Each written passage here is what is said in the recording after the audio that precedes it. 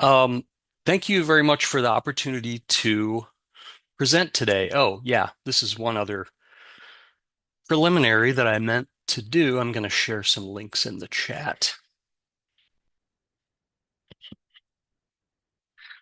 So, as I say, I appreciate the opportunity to speak today. I want to talk about this W3C standard, which is a query language for RDF data. Um, It is SPARQL. It's a recursive acronym, SPARQL RDF query language. So I think probably I don't know everybody who's here, so I think it's probably good to do a little preliminary about RDF, the Resource Description Framework, which is a data model. It's this data model that records metadata in three-part statements called triples with a subject, a predicate, a directional predicate, and an object. And oftentimes, um, I think RDF tends to be used interchangeably with the phrase linked data. Often, but not always, when somebody's talking about linked data, RDF is the model that underlies what they're talking about. You can write RDF to files. You can do this in a variety of different sort of syntaxes or serializations. And I have some code snippets in my slides that use one of those, which is called Turtle and is designed to be more human readable. So RDF is a whole gaggle of standards. SPARQL is one of those standards, and it defines a query language for RDF. But as I've recently been experiencing, it's not just for queries. So the only other thing to mention here is that, of course, the standard is really helpful, but if you want to use it and run some queries, you need a processor. I'm using this Python library called RDFlib. There are lots of other options. I think maybe the Java Jenna Fuseki is maybe like the most well-known package for doing all kinds of things with RDF. But anyway, I'm using this Python library. So you might also wonder why I'm bringing this topic here, why I'm getting so shoehorned in about linked data here at our Samvera conference. And I think the context for this is the work that has taken place at the repository where I work. And this is work that predates me, work that's taken place over many years to really bring RDF descriptions, RDF resources, and data into our metadata description sets. So this looks like the fact that we have more than 50 of our metadata fields for Hyrax Works configured to require URIs as opposed to text.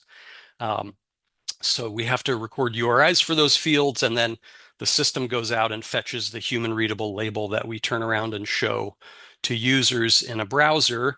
And for those URIs, we've configured more than 35 value vocabularies that can be selected from.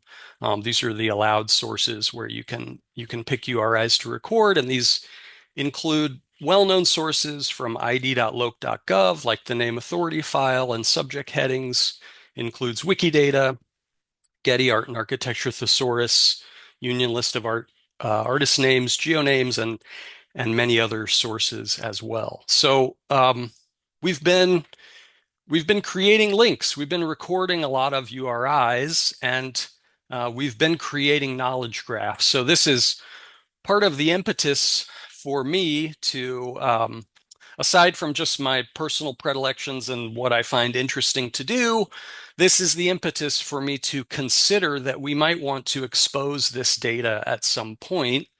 Also, it's a great thing that the data is available. It's not available to public users, it's available to admins. But so we can say that we have linked data. We don't have linked open data, but we do have linked data. So all this work that's taken place has led me to consider, well, maybe we want to consider exposing this data. Maybe we want to consider exposing it so that other people can take advantage of the affordances for working with RDF, doing things with data aggregation so that it can support all kinds of things, digital scholarship projects, and more. But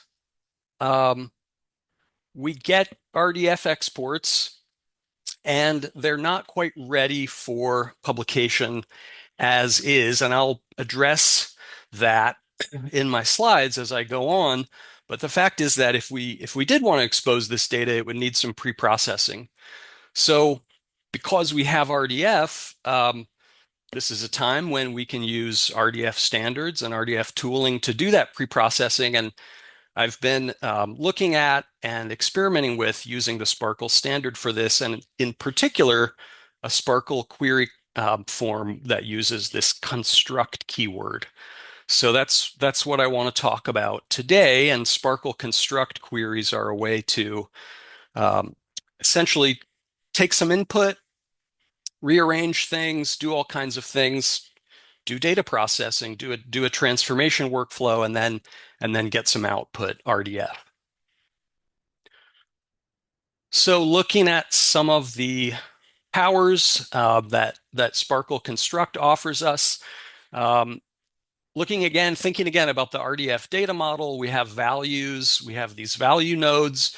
They can be literals, they can be like text strings, they can also be uniform resource identifiers. It's important in some kind of RDF discovery environment to have certain data types on values. So the snippet that you see in this slide shows we have a triple that's giving some rights for a resource. And you can tell by looking at this value that it's not actually a human readable value. This is a URI that's been data typed as a string. So SPARQL lets us change that data type and take the URI string and actually encode that as a URI. We also have a date here, which is good as a literal. But again, thinking about using this in some kind of environment where you're going to be querying or doing some discovery tasks, we need some kind of data type so that we can get that functionality. We can search for things before a certain date, after a certain date, etc. And again, we have a function for this in SPARQL that allows us to create a string with a specific data type. And I've chosen the Library of Congress data type here, but this is arbitrary. We can pass in whichever data type that we would like for that. Speaking about data types and strings in RDF, one of the big sort of selling points for RDF that these linked data evangelists are going around talking about is the great support for multilingual description, the fact that we can record labels and other human readable information, and we can assign a language tag, a language and script tag, and so then we have data to serve to a user in whichever language they prefer. I would argue if we're going to publish RDF, we want to make sure and have language tags on our linguistic text values. But in my repository, and I'm very curious whether any Samvera Hyrax repository is set up to do this, when I record a value for a text field, I can't assign a language tag or otherwise record information about the language or the script. But luckily, SPARQL has us there as well. We can also create a language string and assign a language tag to get a change in our data like you see here. This is a note to self and a cautionary warning for me that anytime I'm ready to assume that, yeah, no, I know everything in this collection. It's English. It's fine. There's always going to be an edge case. I'm always going to run up against some Italian or some other language, and I'm going to be really sorry that I hard-coded English language tags. So this is I think a really thorny issue, and I know we've had some discussion in the metadata group, and I think there's a Hyrax GitHub issue kicking around out there somewhere talking about support for language tagging or recording some kind of language and script information for text field values. And I think it's a really interesting topic. it's something of interest to me because it represents extending that support for publishing RDF from Samvera Hyrax. But the conversations I've had with developers have I've understood that this would be a very heavy lift. So this is an interesting topic for me, and I'll be interested to see what happens. And I imagine we have more conversations coming up. Um, so really, I think the really exciting thing here is that writing a construct query or writing a series of construct queries, which is what I have ended up doing, and what you'll see in the notebook and the sample code that I shared is that really um, this allows us to take values in our data, do all kinds of things, and if we want, we can place values in an entirely new model. So we could, for example, if we wanted to, go from something like what we get in RDF exports, which is kind of a flat descriptive model. We have this URI that's our Hyrax work, and we have all the statements on that subject. We could move to something that has multiple conceptual entities, not RDA or BIBFRAME, but something perhaps like RDA or BIBFRAME that breaks a description up into separate conceptual entities. In the example here in the slide, I'm just doing something really simple. I'm just taking a value and I'm changing the property for the triple that uses that value. We just had a typo, and I think anytime you're configuring 120, 130 predicate URIs for fields, you're bound to run into some typos. Um, the query allows you to break apart data, to interact with data in a really granular way. One of the reasons that this data would need pre-processing if we wanted to publish it is the fact that our subject IRIs are, I think, coming out of Fedora, and I think they have a meaning. The meaning for me, knowing what little I know about our backend, is very minimal. But I do know that the 9-digit identifier that's unique across our repository is a part of that value. So what SPARQL construct allows me to do is break that URI string apart and take the part that I need, the 9-digit identifier, and I can use that to do something like minting a URI that would be dereferenceable. So this URI coming out of our export is not something that a public user could put into a browser address bar or make some other kind of HTTP request and receive information about. And that's what we want to do with linked data best practices for publishing. We want to have HTTP actionable identifiers, but I can get this 9-digit identifier. And if I have a namespace, which you can see here that I don't actually have a namespace, but if I did have a namespace, I could use that as part of a URI that I would construct. And I can also do other things. And these second two values at the bottom of the slide actually do exist. And I can use the patterns that I understand for things like our IIIF manifest or our the detailed page URL for a work, and I can construct those URLs and URIs as I need to be a part of the data. Finally, and something that I think is really exciting about SPARQL is the ability to process federated queries. So I'm writing queries and I'm processing some RDF that I exported from my repository, but I can also process queries against SPARQL endpoints, against remote endpoints. This depends on an endpoint being available, right? LC does not have an endpoint. Wikidata does. So what you see in the slide is like a really kind of simple example of data aggregation.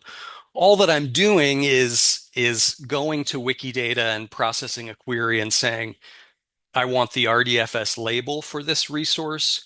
But really, I think the sort of larger picture possibilities with federated queries are really exciting as we're seeing more and more RDF be published, and we're seeing resources that are kind of acting as a resources that act as an aggregation and that include links to equivalent concepts in other data sources. So when you look at an LCSH RDF description, for example, when you look at a Wikidata RDF description, for example, you can see connections to equivalent concepts, equivalent people, equivalent things in other data stores, and you can follow those links. And I think the potential for using federated queries to do some of this data aggregation work is quite exciting. I also really like this because, don't get me wrong, this is still a very technical process, but as a metadata professional, if I'm writing a federated query, I can focus a little bit less on API ins and outs because SPARQL federated queries abstract all that away. If there's an endpoint that I can point my federated query at with a service keyword, that's all I need. I don't need to know specifically how the API works, and I can focus more on understanding how I want to bring values into my data and model the values. And of course, I also need to understand how the data is modeled in the source against which I'm running my query. And those are the kinds of things, the data modeling focus are the kinds of things that really I think I need to be spending my time on more than the ins and outs of any specific API for a data store, even though I might be interested and tempted to spend time on that. I need to be realistic here. There are things that SPARQL cannot do for me. I can create a data set, but SPARQL doesn't have anything to say about how I might publish that, right? So, I need a namespace. I need some way to manage persistent identifiers, and that's a completely different ball of wax.